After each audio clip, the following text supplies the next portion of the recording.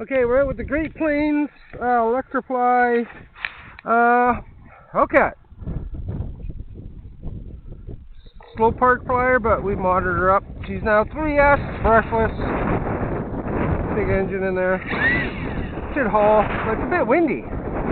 So this could be bad, could be good.